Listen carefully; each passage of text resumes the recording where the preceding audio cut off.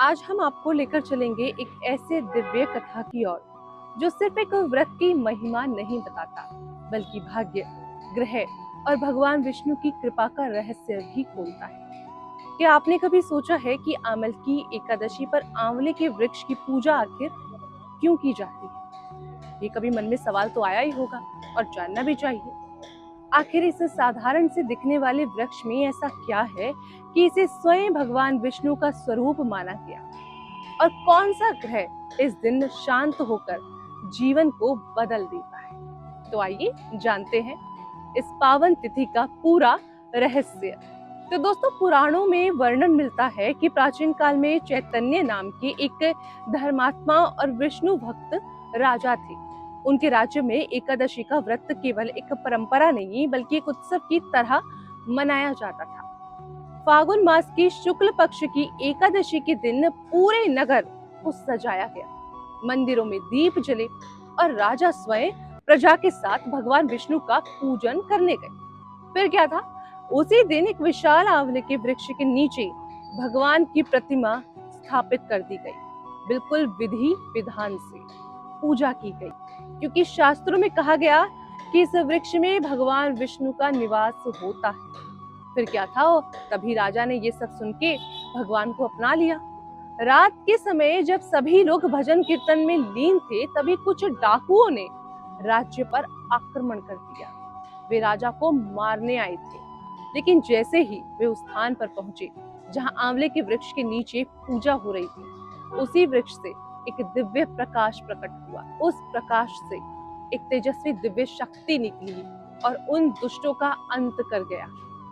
ये कोई और नहीं बल्कि स्वयं भगवान विष्णु बताए जाते हैं। तभी से इस तिथि को आमल की एकादशी कहा जाने लगा और आंवले के वृक्ष को विष्णु स्वरूप मानकर उनकी पूजा की परंपरा शुरू हुई। धार्मिक मान्यता है कि इस दिन आंवले के वृक्ष की पूजा करने से मनुष्य को अक्षय पुण्य की प्राप्ति होती है। आंवला भगवान विष्णु को अत्यंत प्रिय है, इसलिए इस दिन का सेवन, दान और पूजन करने से पापों का नाश होता है, दरिद्रता दूर होती है और घर में सुख समृद्धि का वास होने लगता है। जो व्यक्ति आंवले के वृक्ष की जड़ में जल, दूध, अक्षत और रोली अर्पित करके उसकी 7 परिक्रमा करता है ना, उसके जीवन में चली आ रही बाधाएं धीरे धीरे समाप्त होने लगती। शाम के समय आंवले के वृक्ष के नीचे सरसों का तेल का दीपक जलाने से पितृदोष तक शांत होते हैं दोस्तों, और घर की नकारात्मक ऊर्जा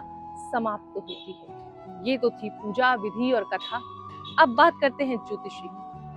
तो ज्योतिषी कहता है कि हर व्रत केवल आस्था से नहीं बल्कि ग्रहों से भी जुड़ा होता है। अमल की एकादशी का संबंध विशेष रूप से गुरु ग्रह यानी बृहस्पति से माना गया है। गुरु ज्ञान, धन, संतान, विवाह और भाग्य का कारक होता है।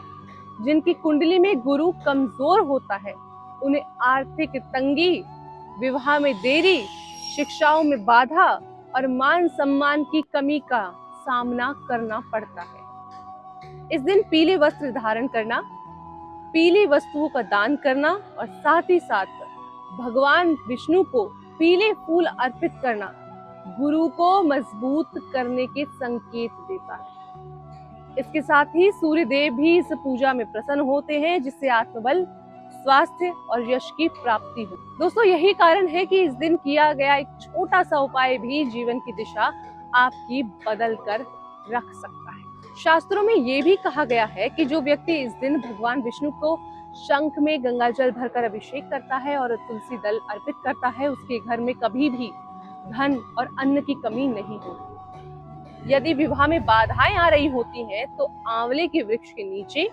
विष्णु और माता लक्ष्मी जी की पूजा करने से शीघ्र विवाह के योग भी बन जाते हैं। और जो व्यक्ति एकादशी नारियल यानी कि भगवान को अर्पित करके पीपल वस्त्र में बांधकर अपनी तिजोरी में रखता है, उसके धन में निरंतर वृद्धि के संकेत मिलते रहते हैं। देखिए दोस्तों, पूजा व्रत तो है, लेकिन कुछ विधि विधान और नियम भी होते हैं। तो इस दिन चावल का सेवन नहीं किया जाता, क्योंकि इसे जीवों की उत्पत्ति का कारण माना गया है। और एकादशी का व्रत पवित्र और सात्विकता का प्रतीक है। इस दिन ब्रह्मचर्य का पालन करना, सत्य वचन बोलना और भगवान का स्मरण विशेष फलदायी माना गया है।